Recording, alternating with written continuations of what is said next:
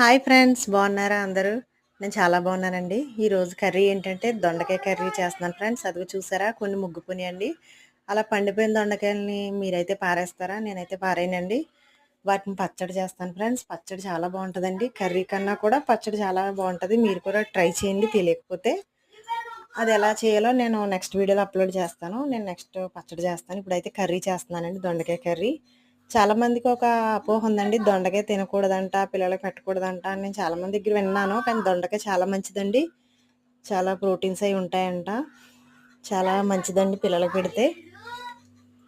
సరే ఫ్రెండ్స్, నేను ఇప్పుడు ఏం చేస్తున్నానంటే దొండకాయ, ఉల్లిపాయ, పచ్చిమిర్చి, కరివేపాకు వేసి అలా దొండకాయలు వేసి మసాలా వేసి ఇగురు కింద వేస్తున్నానండి. చాలా బాగుంటుందండి. ఫ్రై చేసుకోవచ్చు, ఇలా ఇగురు కింద చేసుకోవచ్చు. చాలా టేస్టీగా ఉంటుంది.